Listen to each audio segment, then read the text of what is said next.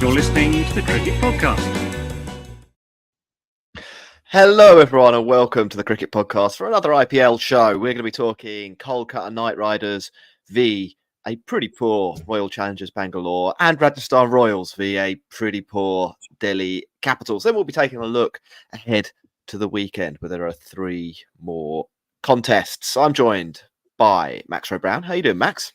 Hello, very good. I'm enjoying bank holiday here in the UK, so nice day off on a Friday, and nice to tune into some cricket.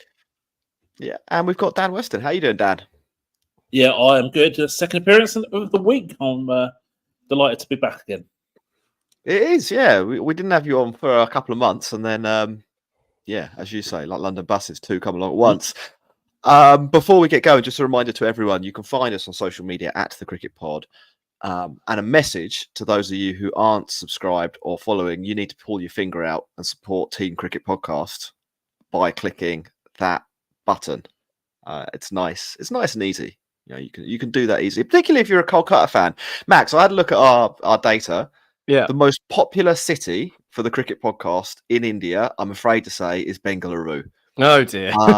Quite then. Yeah. So let's see if we can redress that balance a little bit. If you're a KKR fan, a specific message to you. Why don't you click like and subscribe, because we like what the team are giving us. Max, we are going to start with today's game, KKR v RCB. Do you want to talk us through what happened in 30 seconds or so? Absolutely. So RCB got us off, posting a total, and once again, Captain Faf failed in the power play. Concerns for RCB. Virat Kohli did not fail in the power play. He did quite well, and so did Cameron Green. And RCB got off to a pretty good start. Pretty strong looking beginning to their innings, but things started to sort of churn up, slow down a bit, and Kohli slowed down. Glenn Maxwell was dropped twice before he was eventually caught. It ended up actually could have been worse, but Dinesh Karthik came out and smashed 20 off 8. He's having a real swan song year, and they posted 182, which, given some of the troubles they'd had in the middle, ended up not being a terrible total, but it looks like a terrible total within about 5 minutes of Sunil Narine and Phil Salt, who blasted the RCB bowling attack from here to there to everywhere. Alzari Joseph disappeared. Mohammad Siraj disappeared. Yash Dayal disappeared. They all disappeared, as did RCB's chances of salvaging anything from this game. And it was a thumping win from KKR. 186 chased down within 17 overs. They could have chased anything today. Like it was that much of a schooling.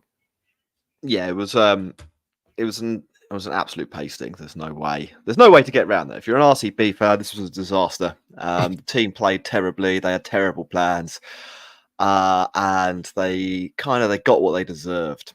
I think, Max. You talked about Sunil Narine and Phil Salt coming out blazing. So at the halfway point, I had to look at the betting market, and the betting market had RCB as having a 43% chance of winning. If you looked at the odds on Betfair. Yeah. After 3 balls of the innings, that had gone down to 30%, as all of the people watching the game quickly went, "Oh fuck, that is a really bad score that they've got there, isn't it?" Like it's all of the stuff we thought we knew about that pitch, like that maybe it was a little bit slow, maybe it was a little bit tacky, maybe it wasn't going to be a complete road. Turned out to be more or less totally wrong, as KKR. Well, maybe, but I don't think RCB gave us an opportunity to find out whether that was the case or not. I mean, you can argue for some due. Faf argued for some due, but also, RCB didn't do anything that would actually involve the pitch, really. So with the ball, so it was hard to tell. Right, so we've got a few things to get through in this game. We obviously had some runs from King Kohli, so we'll get to him. We've got Phil Salt going ballistic. If you're an England fan, we've got Sunil Narine picking up the Man of the Match award for his wicket and stuff. We've got some pretty terrible fielding, and we've got some quite poor bowling plans. Let's give the RCB fans what they want, first of all. Can you give us your appraisal of RCB's planning and execution of said plans in today's match? course. Let's start off on a brutal topic then, shall we? Well, first of all, I like the way that the Virat and Cameron Green started in the power play for RCB. I thought that their intent was really good. Yeah, they rode their luck a little bit, but yeah, I was pleased with this. What seemed like a new version of Virat. He pretty much got to roughly 30 or 15 balls, or maybe high 20s or 15 balls, and I thought, all right, here we go. This is a big breakthrough for him in terms of actually not anchoring a team. And then I went out I had to drive for 20 minutes, came back, and he's like striking at about 130. And I'm like, okay, so the spin slowdown happened, and yes, it did. Just to face 10 balls, the ball turning away from him, scored just 12, fairly commonplace. Yes, he did okay against Narine, but against Anakul Roy and Chakravarti, that wasn't so much the case. And then we had the slowdown at the end with a couple of wickets lost, Patidar and Rawat before the flourish from DK, which really was a fun cameo, although for some reason he looked like he tried to defend the first 3 balls and then went crazy. But yeah, no, overall, I thought 182 is probably pot-ish at best, probably at Chinnaswamy. Although, like you said, the pitch looks a bit sort of slow and too paced at times, so you never really can tell whether that was a good score or not. But I lean towards it being okay. And then we go to the bowling. And I think we could talk on a whole podcast about the RCB bowling and how they failed to really adapt to the conditions and look at what worked for KKR. And yeah, as I say, we've got plenty to chat about with that. I mean, I think they were basically abysmal. They just got so much wrong. I mean, like they saw in the first innings. I mean, maybe the best way to do it is actually talk about what KKR did right. Like KKR did their homework on the pitch they were going to play on. They picked a team that was intelligent. They made some really good bowling changes. So like Anakul Roy, they managed to sneak an over of him in the power play when RCB were flying. And I think we went for 3 runs, which is a huge win. I mean, like that's their 3rd spinner for the day, a part-timer bowling a power play over that goes for 3. Like that's excellent tactics. Then we saw Andre Russell and Harshit Patel take the pace off the ball when they were bowling. I'm pretty sure it's not Harshit Patel, is it? It's Harshit Rana. Harshit Rana. I'm pretty sure Harshit Rana bowled an over of all lower balls, and it worked. It was really hard for RCB to hit it away for boundaries. So 10 out of 10 in terms of tactics for KKR and how they went about it. It's not easy to keep a team under control at the Chinnaswamy, but they did it. And they were, if they were able to field, they'd have, they might have bowled RCB out here. They did a really, really good job. They dropped 3 catches. RCB, on the other hand, despite knowing that cutters were a good tactic, and despite Cameron Green literally giving an interview saying cutters were really hard to get away, bowled about 20% pace off. They just went pace on into the deck and got hit for 6 after 6 after 6. Hale Driver on Twitter, who I think is an RCB fan, sent us a tweet saying, have to appreciate RCB bowlers for always looking at how the opposition bowlers bowled and choosing the most shit option possible. Green even talked about how slower balls and cutters are very hard to hit, and every RCB fast bowler is bowling full speed short balls. Max, it was like, like it was clueless, wasn't it? Even KP in the commentary box was calling it out for being crap. KP, who started the chase by reminding us that both the KKR opening batters would be starting on 0. That's the level of insight you usually expect. That's the thing that makes it most mind-boggling for me, like earth-shatteringly bizarre and stupid, basically, is exactly what you said. Like Cameron Green saying cutters were hard to get away. Virat Kohli batted the entire innings. He knew exactly what that pitch was like. He saw everything that happened. He faced half the balls. He knew exactly what was going on. At the end of the game, Venkatesh Iyer was saying, yeah, it was quite hard to play the slower ball. We worked that out. We bowled that. We did that really well. And then when we batted, we just waited for the loose pace on ball, and turned out RCB bowled that all the time. So when you've got two players, like you've got a player who's literally said it halfway, a player who is Virat Kohli, who is like a creating genius, who was there the entire time to see it all happen. Someone on the other team who's literally said it. Like, I don't understand. Everyone knew. Like, what everyone knew. Why? What? Mate, I don't get it. It makes no sense. It's bizarre. Yeah. I've got no words for it, really. No. I don't know who. And It's the other thing, obviously a plan too. A couple of people pointed out in the chat, and like Vishak ended up with good figures. Bowled a few slow balls, got some wickets. He's about the only one who did it. Yeah. Yeah, well, he was. I mean, Siraj and Alzari Joseph in particular would, they're good bowlers. They're supposed to be the A-list. Yeah. They bowled terribly. I mean, Siraj against Phil. Maybe I don't. I don't really rate individual matchup data that much, but I did see that Salt v Siraj is terrible for Siraj. It's happened twice. Phil Salt scored 35 runs off 11 balls in that time. So I don't know. Maybe Siraj just got a little bit unlucky running into his nemesis there, but you shouldn't be being pulled and cut for 6 in the first over of the game. In that scenario, I mean, like they're just bang average balls, and they bowled way too many of them. Dan, KKR did bat well though, didn't they? And we saw Narine return to the top of the order. Not bad, I have to say. It looked pretty good for the West Indian. I thought we've gone back to 2018 with Sunil Narine opening the batting and getting runs at a quick pace. And I mean, the Salt and Narine opening duo, I think we could fair to say that they're going to be here for a good time and not for a long time. If we look at it over the season, it's not a opening duo that promises stability. That's for sure. But it was really exciting, and when you're at the wrong end of it, it can be pretty brutal. As Mohammed Siraj, Yash Dayal, and Alzari Joseph found out. Now I tried to go through the 12 balls that Alzari Joseph bowled, and I think 10 of them he just banged them into the pitch, like short, back of a length, whatever you want to call it.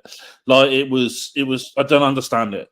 He's just was it? I mean, do RCB get bonus points for how fast he bowls? Literally, I don't know. Like, there's no. KKR batted well, but let's not make any bones about it. RCB let them bat well, because by just completely ignoring what was successful in the first innings. And you know what, right? And I've said this a lot before. I genuinely, strongly believe this. One of the biggest advantages of batting first is you can see what worked for the opposition bowlers when they bowled at you in those conditions. So any team who's got some intelligence would look at that in some close detail and then relay that possibly through the bowling coach to the bowlers and give them that information to say, you know what, pace off works, good length works well. Don't bowl 140 plus back of a length or short because you're going to get met. But no, either the message didn't get given, or the bowlers thought they knew better. Now it's an interesting one because the RCB think tank, like on paper, it actually seems pretty good. Andy Flower's got an insane record as a coach, so good, like qualification machine. They've got like several members integral members of the ECB analysis group in now their management, and yet they make the same mistakes time and time again.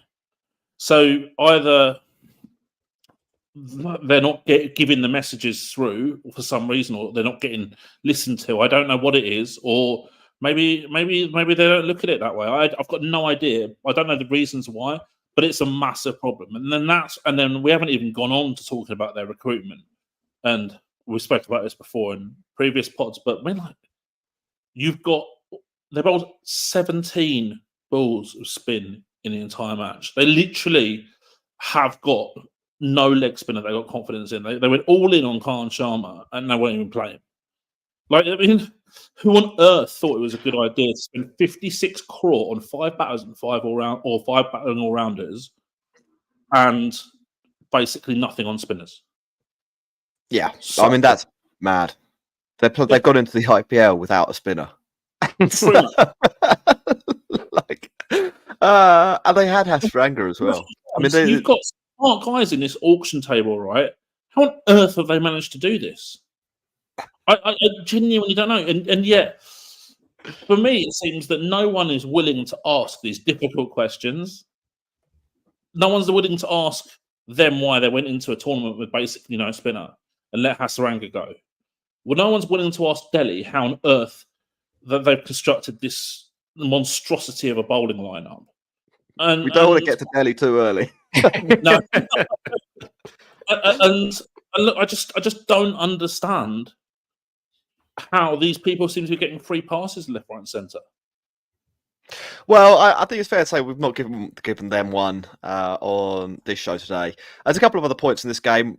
Fielding was atrocious. I just want to mention that again. I mean, like, honestly, some of the worst drops I've ever seen. The Sunil Narine drop was fantastic. It was so good. And you knew it was coming.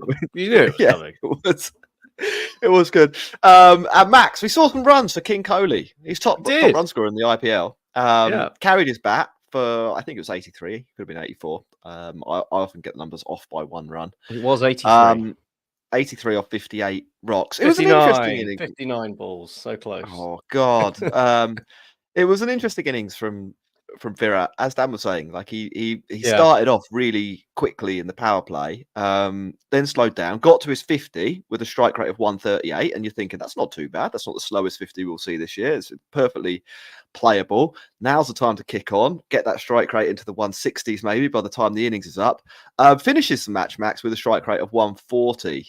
There was no kick on. Now there's a conspiracy that perhaps when he hugged Gautam Gambhir, he lost his powers. So he hit 7 of his 8 boundaries before hugging Gautam Gambhir. Then he hugged Gautam Gambhir and only hit 1 after that. Can you talk me through the Kohli innings and what do you think about that conspiracy? I mean, on the face of it, the evidence is irrefutable, right? Like there's something happened. There's a before and an after period, and if you were going to run a statistical test on that before and after, I dare say you'll get a result that suggests that something changed. I mean, Dan mentioned it at the start. Right? It's vintage, sort of what we've come to expect from Kohli. I think like he can dominate the power play. I think him opening the batting makes perfect sense because like pace on, he will destroy it if he wants to. Brilliant hitter of 4s, and it's sort of kind of what we've seen certainly in the last couple of games, and a bit sort of in recent times as well. Virat Kohli goes for it in the power play off the pace bowlers and goes pretty well, and then the spin comes on, and it's not a secret, is it, that Virat Kohli has a very good average against spin, very rarely gets out against spin, but isn't that great at scoring sixes or scoring quickly. So you bring on the spinners and it all sort of chews up a bit, and that can happen. That's fine, but if you know that that's a potential weakness in the side, then you need to do something to redress the balance. And it didn't really, Cameron Green and Glenn Maxwell. Cameron Green was probably gone by the time that was an issue. Glenn Maxwell had a go, got away with it a couple of times, and eventually was out. And at that point, you're left with, Patidar and Rawat as your 5 and 6, and it's not really enough in the engine room in the business areas, is it? Because you've got that period where Virat Kohli is now slowing down. Who have you got coming in to do the business? Sorry, like they're Patidar. not. I mean, Rawat's had a couple of good innings, to be fair to him, but Patidar, I'm not a buyer from what I've seen in recent times, and certainly in the IPL. So I mean, it's a structural issue as much as a Virat Kohli issue, because like you've got a guy like Virat Kohli and he's got all those skills. You use them obviously, but then you think about what's the best way to make the team work, and it's just a similar muddled thinking really with RCB. But hey ho. For what it's worth, I thought it was a sort of fine innings. Like, I Yeah. don't think it's a very good Wasn't bad. innings. I don't think it's a very bad innings. I think it was, he played his role in getting them to the score that they got to, and it, there's not much more narrative to add to that. It was very Virat Kohli, very Virat Kohli, 83 or 59. What was funny, and we'll wrap up on this game now, I think. What was funny is it took 29 balls for KKR to hit the same number of boundaries as Virat did in the entire innings. So it does show that there are kind of gears in this game. And I said it in the preview. I do wonder. I think Virat's definitely worth a place in the IPL, obviously. But I do wonder whether him having such a prominent role for RCB, knowing that they play at the venue that they do, is particularly useful. And I think sometimes he gets these bulk scores, and what you actually want is like Sunil Narine thrashing around, not playing cricket shots but clearing the ropes accidentally. Virat's obviously beautiful to watch and has all these shots and like runs between the wickets like his life depends on it, but he's playing at this on this postage stamp at 1,000 meters altitude, where really, the top edge six is should be in your the best repertoire. you can have. Like I said, we're going to wrap up, I think, on that. A little bit of credit should go to RCB fans, I think, here for being able to tolerate this nonsense. KKR are looking quite good. 2 wins from 2 for them, and they look really, really good in this one. And we forgot to mention the greatest third umpire line in history. It is beneath the advertising Toblerones.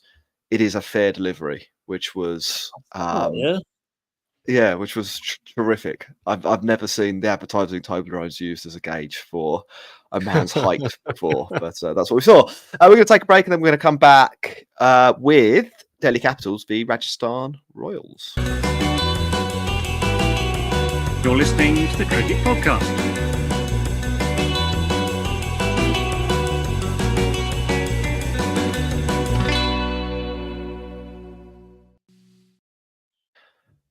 Welcome back, everyone, to the Cricket Podcast for part 2, where we're going to be talking about the Rajasthan Royals overcoming Delhi Capitals. It was, I think, the 8th, could have been the 9th consecutive home win in the end for Rajasthan. Not for them, for in the IPL, but Rajasthan won the game. That was there's the stat. There's a stat in there in that sentence that I said somewhere. You'll just have to decrypt it yourself. First defeat for a home team today was RCB. Yes, exactly. Thank you, Max. Before we get into the conversation, just a reminder to click like and subscribe. There's 65% of you out there consuming our content without even doing us the courtesy of clicking a button to say that you'll follow along. And that's making us angry. Not that angry, but there has to be a pitch in here. Not somewhere. as angry as we are at RCB. I'm not angry at them. I love RCB. You need basket cases. It makes things much more interesting. We've talked about this a lot. Like Gujarat Titans and Chennai Super Kings, they're on the opposite end of the spectrum. They do things that are rational. Yeah. And it's harder to be like, how do you talk about CSK? You just say, yeah, they're pretty good. RCB, like a Premier League full of teams managed by Mourinho in 2004. Yeah, exactly. Max, what happened in the game yesterday? Well, Jack, Rajasthan Royals were playing Delhi Capitals, who, as we know, are terrible. But they got off to a start that's even worse than Delhi Capitals are at cricket. They were 36 for 3 after 7 overs when Jos Buttler left, and things were not looking good. But Ravi Ashwin was in at 5, and he sparked some life into the Rajasthan innings. And the other guy who did the job was Riyan Parag. He's done it. He's here. He's made it. He's arrived. 5 years in the making. Riyan Parag has shown us that he is the man for Rajasthan Royals. I mean, they kept faith with him, so fair play to Rajasthan for that. But he's been moved up to 4 this year after playing there in the SMAT and being really good at it. And Rajasthan finally gave him his chance, and he duly delivered 84 off 45, and in particular taking Anrik Nortje to the cleaners in the final over of their innings. 185 for 5 is what they ended up with. Without Riyan Parag, it would have been a complete car crash, but he dragged them to something pretty good. And in response, decent start from Delhi. David Warner has got off to some fast starts this year and then slowed down a bit. A little Virat Kohli like at times. But Delhi were well in the game, despite a couple of wickets for Nandre Berger, but it all just sort of slowed down. Rishabh Pant didn't get going. Tristan Stubbs did his best, but by the end it was all far too much. Yuzi Chahal tied him down. Avesh Khan bowled well towards the end as well, and it was a very comfortable win for Rajasthan in the end. But there were moments. There were moments where they wobbled, but they got there. There were, yeah. Delhi, they're pretty bad, I think, but they at least gave it a good go. And fair play to Tristan Stubbs for his 23 ball 44. I thought to actually make it. I think it was 17 off the last over. Like that can happen. Yeah, it was gettable. That's not impossible. Yeah. Dan, Rajasthan looked pretty good overall, don't they? I mean, like it wasn't probably how they game planned getting to 185, but they got there and then they defended it. Decent team. Yeah. So I do believe that my prediction for the pre-tournament winner was Rajasthan Royals, and certainly they've not given me any reason to dispute that so far. I just think that they've got a reasonably balanced team. I think they could probably do with a bit more batting depth, but they haven't needed it so far. Parag, I'm delighted for, because again, he's a player that I've had faith in for a long time, because look, he's still really young. He's played way more games at IPL level than basically anyone has ever done at his age, and he's 56. And he's gonna. It takes time, right? It takes time, and he's now got experience, and I think it was a real coming of age innings for him after that great smack that he had. And I was delighted for him too. Look, I read on Twitter someone posted and they said Rajasthan look like that they've spent the last 12 months all locked in a room working on strategy and haven't spoken to anyone else for the entire 12 months. And Delhi look like a team who have had to do a group project where half the people don't turn up and half the people have done no work. And that's basically, I think, it's an exaggeration, but it's pretty accurate at the same time. Like this is almost like one of the best run franchise versus one of the worst, basically. And I think the justified winner. Some weird things happened in the chase as well. We had Matthew Hayden on commentary, basically going on about how Axar Patel should be batting higher up the order instead of Abhishek Patel, and pretty much made him sound like a hybrid of Don Bradman and Andre Russell. The Abhishek Patel who scored like 24 off the final over in the previous game. and it was so weird. Delhi have got big problems. I'm yet to be convinced that the current version of Pant is an above average player. I mean, obviously there's a journey to go down for him in that sense, and getting back to his best, hopefully. Ricky Boy looks a bit out of his depth right now. He looks like a competition winner. He doesn't look out of his depth. The two balls he faced, he missed the first one by about a foot and was hit in front of the stumps, but it pitched outside leg, and they reviewed it. The next ball, he nearly took his own helmet off in the process of punching the ball up in the air. Like he got nowhere, in no shape whatsoever to play that ball. And in game one, similarly, kind of mystifying, used in a different role on that occasion. But I think it was 4 off 7 balls or something like that. Just why is this guy here? Where's Prithvi Shaw? Are there any other options in the Delhi Capital squad? And in their infinite wisdom, they retained Prithvi Shaw for 7.5 crore, and then decided that they were going to. Before that's what I saw on Twitter from Ganguly today. Yeah, I think we lost you for just a second there, Dan. But I did see that. I did see your tweet about Delhi talking about why Prithvi Shaw wasn't playing. I mean, I think really the answer is that he's not playing because Ponting doesn't like him, and I'm not sure. Oh, I don't know. I mean, why is Ponting in control? Who's actually in control? That's another question. I mean, you never really know, do you? I mean, there's the coach, who's the owner. Like, there's always so much behind the scenes that we're not privy to. Yeah. But what we are privy to is the fact that Prithvi Shaw will be better than Ricky Boy. I think we can all see Well, that. yeah, he would be. But he would be. I mean, like, but Delhi are just bad. I mean, it's not even. I don't think there's really another way to put it. If you just look at their 11, it sort of makes sense where they're putting the guys in the batting order, and it sort of makes sense where they're using the bowlers they've got. But all of the batters and all the bowlers are kind of below average talents. They haven't really got anyone in their team who I would say is an above average player for the role that they're being asked to do. The closest they probably get is like Mitch Marsh and Dave Warner in the power play. But there are a lot of good teams. Kuldeep, Amrik Nokia. I know, right? Okay, actually, you know what? It's probably fair enough to say their spin might be above average, but I don't think it's elite. I'd much rather have Rajasthan spinners or Gujarat spinners. It's better than RCBs though. It is better than RCBs. It is better than RCBs. What better spinners than RCB? Yeah, but I don't like Cricket Club. I don't like Cricket Club have got better spinners than RCB, and I'm one of them. That's a problem for RCB.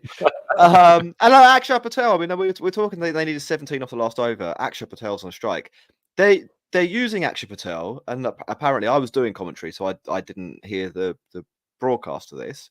But apparently there are people that seem to believe that he's like Andre Russell or something. You were saying, Dan. I mean, like the guy, that is symptomatic, or that's a great example of sort of what I mean. Like they have a guy. You can see why Akshar Patel is there. You can see what he's supposed to do. He can hit sixes sometimes. He's a competent batter. If you compare him to the finisher for every other team in the IPL, he looks kind of unfavourable. He's not Andre Russell. He's not Dinesh Karthik. He's not, he's probably not even MS Dhoni, to be perfectly honest. Like, or Jadeja, or whoever CSK want to roll out in that scenario. He's not Tim David. Like, all of these teams have got somebody batting in that role who could score 17 off 6 balls. And in some situations, you might actually back to score 17 off 6 balls with Avesh Khan bowling. I don't think anyone was backing Akshar Patel yesterday.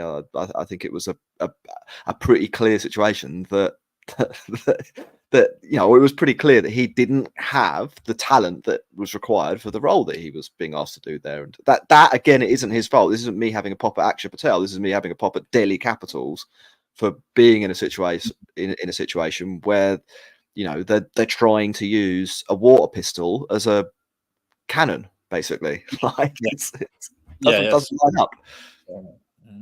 And there's a reason as to why he's striking at about 130 in over 100 IPL innings, batting largely as a finisher. I mean, that's a below average strike rate for a number 7 or a number 8 or whatever he bats on average.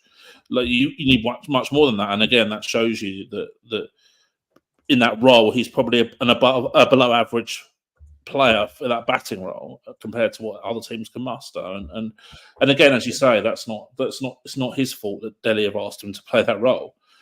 It's Delhi's fault for thinking that he's actually going to be effective in that role. Yeah, I mean, you can compare it directly with Rajasthan Royals. They've got Ravi Ashwin, who, like, in that team, maybe would be, I don't know, your 7th, 8th best batter. But they're sending him in at number 5 because they're like, well, I'd rather have Shimron Hetmeyer come in at the end and bash it. And actually, maybe Ashwin will be able to do something for me when the spinners are on or something like that in the middle overs. They're thinking about how they want to use the team that they've got to fill, to fix some of the potential issues that they might have because of, like you said, possibly a slightly short batting lineup for than ideal. Having Riyan Parag being good makes it a lot better than it was last year. But I mean, you can directly contrast like the two teams in terms of how they're using like not dissimilar cricketers. Yeah. Max, Rajasthan, we tipped them. I think all three, me, you, and Ross, tipped them to make the playoffs. 2 wins from 2. I said this probably isn't how they drew it up. I mean, like Jaiswal 5 off 7 out bowled, and he'd barely ever out bowled. Actually, he's almost always out caught. So it was a little bit of a collector's item there. Josh Buttler looked awful, like genuinely awful for 11 off 16, and then Sanju Samson was unable to repeat the trick in this innings, 15 off 14. Is that a worry for them, or is this actually just? Or are they going to take positives from this and say, look, we're not just a team that relies on our top order here. We've got this new guy at number 4 I say new guy, the transformed guy at number 4 Yeah. who extends that top order, and then we've got a middle order as good as anyone. What do you reckon? I mean, I think you have to look at the positives if you're Rajasthan Royals, right? I mean, if you're another franchise, you can look at it and be like, well, yeah, Butler isn't firing, Jaiswal had an off day, and if they're not on form, we've got a chance against these guys. But we know how good these guys are. Like Sanju Samson scored 80 the other day. He's not going to keep failing with 15 or 14. Josh Butler is too good to keep failing, and there's exactly the same can be said about Jaiswal. So from a Rajasthan point of view, good to get the points. I mean, probably helpful that they're playing Delhi on a day where all 3 of their big guys had a bit of an off day. But when you can win when your stars aren't firing, that's a fantastic sign for you as a cricket side. It's validation that you've got something that you've put together that's sound, that makes sense, that works, and that can be successful. So I think it's like nothing but a potential positive for the Royals, because it's exactly the problem they've had in the last 2-3 years, like getting so close, looking brilliant, but what's it been driven by? Josh Butler scoring like 300s in an IPL and being insane, or one-off brilliant performances. And if the guys who would normally do that aren't firing and you're still winning, then great news for Rajasthan. Yeah, they look good. Hopefully Josh Butler comes round again as well. It's in always time good for the World to see Cup, him play well. maybe. Yeah, I also tipped him, didn't I? He was my slightly out there most runs pick, and that's Was not he? looking like the best prediction anyone's ever made right now. I'd take that one back if I could. Yeah. I think we'll take a quick break then. Then we will come back. We'll talk about the 3 matches over the weekend, and we had a few questions in from Twitter that we will have the time to get to on this show, because we're only talking about 2 games. It's nice. Got some Okay. breathing space. Be back in a second. You're listening to the Cricket Podcast.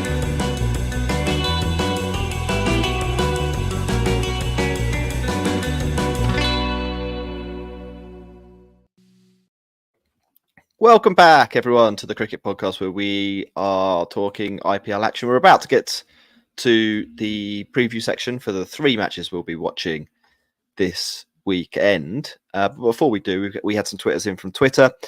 Regista asks, and Dan, you can pick this one up because it'd be interesting to get a point of view from someone who's worked with teams. What would it take for a team to get back, or how can a team bounce back from this sort of hammering at home? KKR made it there without a sweat. So talking about RCB from earlier in the show, how can RCB bounce back from an absolute pasting? I think that it's way difficult to categorise this, because RCB bouncing back from a pasting like this might be different to a average team bouncing back from a pasting like this, because ultimately RCB have really struggled to set up a team that could be effective at Chinnaswamy. And actually, these results now are becoming a bit of a self-fulfilling prophecy. So there's not a great deal that you can do to really change that for them, because the personnel that they have is the personnel that they have. Like they can't magic a spinner out of thin air. They can't turn Khan Sharma into the Rashid Khan. They can't or won't drop overseas players to play Will Jacks. So actually, I just got this feeling that it's going to plod on and on and on, and hope that things change for them, which they may or may not do. Whereas I think if you get pasted at home and it's a unique circumstance, it's a lot easier for the management to say, "Well, okay, this game's done. We put it in a box. We move on, and we go again next game." Whereas actually, this is kind of becoming a bit commonplace for RCB at home. Yeah. Nish asks, Max, whose squad construction was worse this season, Delhi Capitals or RCB? Oh, that's a good question. For me, I just have to say RCB because of what they did in the auction and sort of letting so many players go.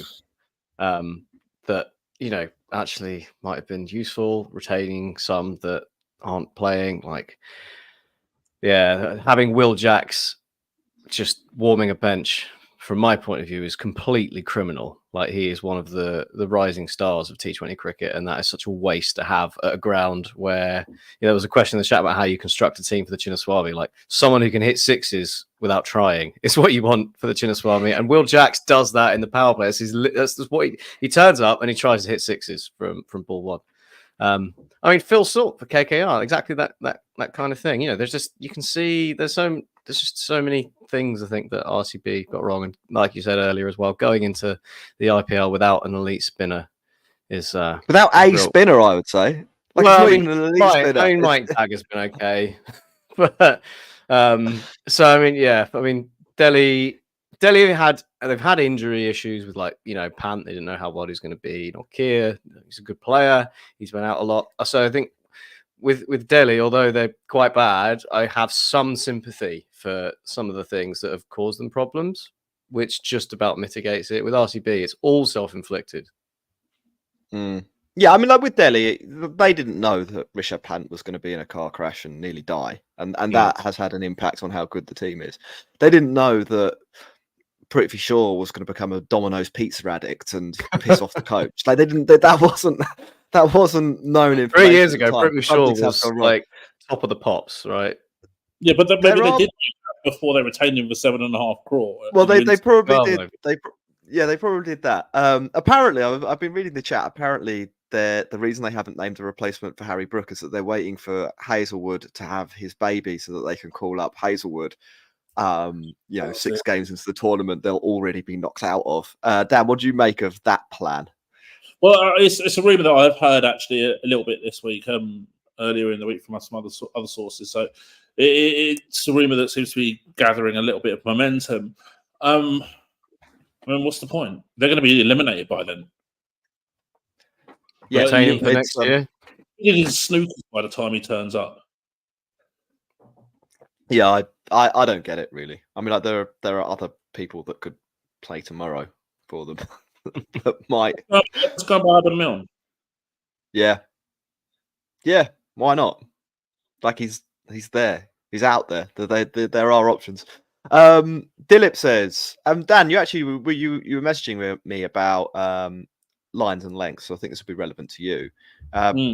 Bowlers are bowling far too many short balls. The new rule has kind of got to them. At not express pace, most of these deliveries appear to be hit me deliveries. What's going on? Is Dilip's point there. I actually wrote a complete Substack about that, which you can check out at danweston.substack.com. This week I've written about that, exactly that topic. Look, I think that the teams are making a lot of mistakes right now with this new bouncer rule. It's not a target. Two bouncers in an order is not a target. They just got carried away. They've got so carried away, haven't they? Yeah. And actually, if anyone who's got like half a brain looks at the data for bouncers over the years, you'll find out that it's a very high risk option at the best of times. We spoke about that on Wednesday, didn't we, Jack? About the variance of it. We did. Yeah, and look, this is a thing. Why are they trying to bowl more of something that actually is not often a great strategy? I don't know. I mean, like, if you can't bowl minimum 135, if not 140, and if you can't hit those speeds, a bouncer isn't really a weapon for you most of the time.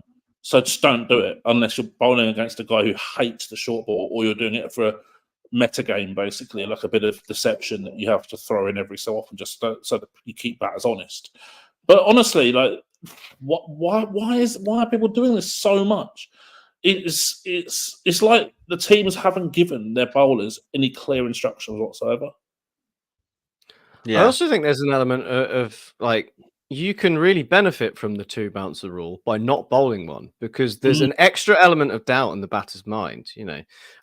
Being ready for the bouncer compared to being ready for a Yorker or a full toss means that you maybe even have a little bit more leeway with your Yorkers. If you get it slightly wrong, you might not be automatically smoked for 6 because actually the batter's set up ready because a ball might be about to come straight at their head. And there's other things to think about there. And it's just like, yeah, like you said, it feels exactly like it's just a target. It's like, oh, I've got one, I better use it. And people are ready for it and it's disappearing. It's made for quite exciting cricket, though, with the bat. This is the problem, I think. And you can throw this to the people who who run teams, and you can throw this accusation, I think, at a lot of commentators as well, is that they're all very good technically. Like they talk a lot about the technical side of cricket, but actually tactically they're not great at all. Like they don't know how to construct an innings. They don't know how to construct overs. They don't know what it takes to win different tournaments. What dynamics it takes to create a winning team.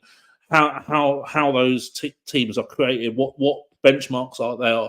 You would get completely different answers from all these people, and they're not tacticians. They're technical people, and there's not enough tactical people involved in T20 squad building and T20 strategy working with teams right now. I'm very strong on that. Cool. We're going to move on to some previews. Max, tomorrow we've got Lucknow Super Giants v Punjab Kings. Lucknow were pretty miserable in their first match.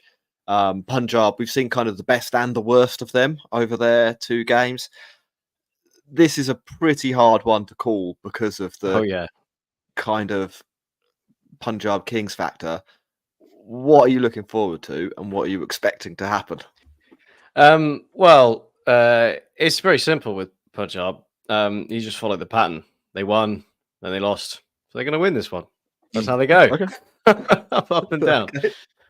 Yeah, I mean, it's going to be interesting because I'm interested to see what how the pitch plays. It was Lucknow. The Akana Stadium was a disaster last year. It was absolutely horrendous. Hopefully, it's better off they relayed the pitch for the World Cup. If not, Punjab maybe will struggle because they've got a lot of guys in there who are about going quite hard and fast, particularly in the middle. Although we saw a sort of more measured Sam Curran in game 1, which won them the game. So that maybe will give them a bit of belief. But I'm mostly interested to see what the pitch is like, how it plays, and how that impacts the way Punjab play. But I would rather Punjab won because I don't really like LSG very much. No. I think they should go back to the scaly kit, like now Super Giants. I think that was they should have really the kit they've got at the moment is really weird. It looks like they're all wearing some sort of like vinyl. Yeah, I'm not bizarre. sure about that. The scaly kit though, I was a big fan of. Dan, what do you reckon? Like now Super Giants v Punjab, the new or the relayed pitch potentially factoring into this one? Yeah, definitely. I agree with Max. Actually, I think that the pitch will really dictate quite a lot. I think if it's a slow 2-paced pitch, I think the Lucknow should be pretty decent favourites for the match based on the personnel of both teams. If it's a good pitch, Punjab look like they've got the more batters who can hurt you. I think would be a fair way of putting it. Realistically, though, for me, this is a coin toss of a match. Yeah, fair enough. I'm going to make a prediction. I'm going to go with the Punjab win. Win, loss, and follow the rule of Pit Punjab is what I'm going to say.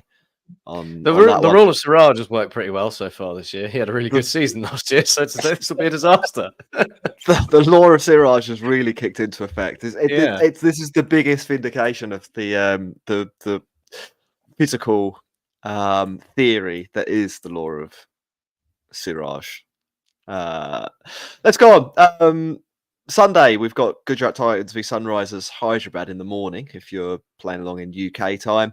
Dan, this is quite an interesting game, I think. We've seen kind of a relatively dependable Gujarat who don't look like they'll be quite as good as last year, which is understandable with the players that they've lost. And we've seen Sunrisers do some crazy things with the bat in their 2 games and some pretty crazy things with the ball as well, it has to be said, but maybe not in such a positive sense. What are you expecting to see at this game in Ahmedabad? I think, well, if you're Gujarat and you've got any sense, you're making this pitch horrible because Sunrisers are just going to out-hit you if it's a good pitch. We've seen that already. Yes, you still risk having to bowl spin to Klaasen on a horrible pitch, but look, you've got Rashid Khan, you've got Sai Kishore. Like literally, that's an unbelievable spin duo for this comp.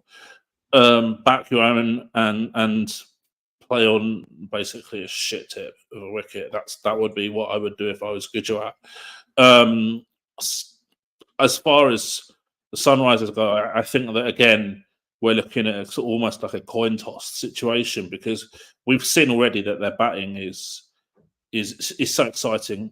They don't have, I don't think, a great spin attack, especially without Hasaranga at the moment as well. And actually, like I say, it all points towards that kind of preparation of a pretty slow pitch for Gujarat. Who do I think will win? Again, it's quite pitch dependent.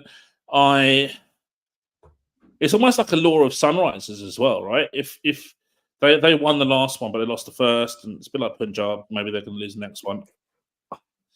I don't know. It's going to be a good battle. Rashid Khan against some rampaging batters. Heart says Sunrisers, and my head says Gujarat. Super over. Max. Ooh. Max, what do you think? Yeah. I love Sunrisers. Sunrisers and KKR this year are they're so good. It's so much fun. I feel what Dan said about the pitch. Yeah, I'll throw back straight back to him after the previous preview we just did. I totally agree. I feel like you can as well at Ahmedabad pull out a pitch that's a bit used, a bit slow, and I think they might, and I think it might head GT's way. But Sunrisers are box office. Yeah, they are. I mean, I'm really looking forward to that game. Anytime. Look, we've had a couple of years with Sunrisers, probably about 3 years, maybe even longer, where Sunrisers have been pretty abysmal to watch. So it's nice to be fully on board the Sunrisers train, the Hyderabad train, and getting behind watching them. They're definitely not one to avoid this season. I'd go with Gujarat as well. I think home advantage will be important in that one. In the afternoon, we've got Delhi Capitals v Chennai Super Kings. Does anyone here not think Chennai are going to win? Max? Nah, I can't. Oh, I'm not going to bet Delhi? against them anyway. They're my boys. Yeah, it is in Delhi. It's in Visakhapatnam. CSK is so much better, aren't they? They are. Well, I mean, it's T20, right? Any T20 game between sides that are, reasonably matched can go either way. Like it, even as favourites, you're looking 60-40, 65-35. So it's not like DC winning would be the world's biggest shock. But CSK are just a better side, and they should win this game of cricket. But we will see. Dan, what do you reckon? Well, to be fair, I think if a T20 team is 60-40, 65-35 to win against another team, they've either, in a level budget league, they have either done really well or their opposition have done terribly. And I think both of them are true in terms of the sort of the squad building for what they're trying to achieve.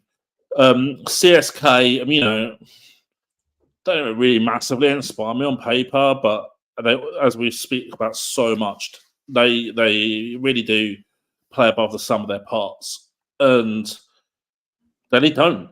Their parts don't add up to that much, and they don't play above the sum of them either.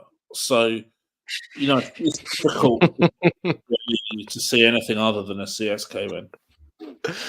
Yeah, I think that's 3 for 3 on that one. That's it feels relatively easy to call. I think the fact that it's in Delhi means they might have a little bit more control over the pitch, and arguably, What do they do? is a little bit of a level. What do they do with it to pull it in their favour? Like if they make it a good pitch, then apparently Rachin Ravindra is incredible.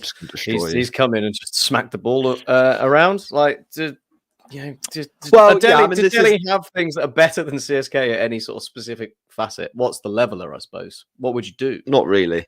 You might say that Kuldeep Yadav and Akshay Patel are a better spin combination than what Jadeja and Theekshana. If he plays. Maybe. I mean, Theekshana hasn't even played, has but he?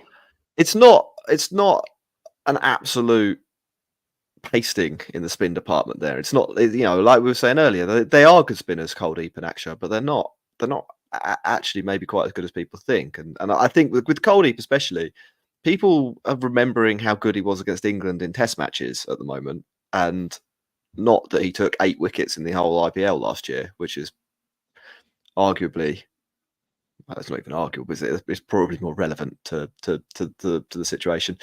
I think that's pretty much it. We had one super chat in, and I'm just going to read that out, and it contained a question, so we'll answer that, and then we'll wrap up the show. So Andy asked 2 questions actually. If Daryl Mitchell can't hit hard lengths, should Moeen Ali replace him? Max, you can make the call on that one. Should Moeen Ali be back in the side? I'd like to see Moeen Ali get a go. I think it's a question of structure, isn't it? I think Daryl Mitchell's in there maybe for a bit more solidity. Moeen Ali would be a bit more, gung ho. Could go really well. Could all flash in a pan and fall on its face. So I guess it depends what you want, what you're trying to build. But I don't. When you've got Shivam Dubé's in there to try and smack the ball every time it's in the arc, you can see why Daryl Mitchell's in there, and I think that's probably the argument CSK are going for. But I would like to see Moeen Ali personally because he's a great T20 player and lots of fun. And it's a good option if they don't play Theekshana as well because they can go to the off spinner if they need to when there's a matchup. Well, they've got 4 left-handers in the top 7. Yeah. So if there's ever a game for that matchup, it's probably this one. Yeah. But the thing with the CSK is that they don't like to make a lot of changes.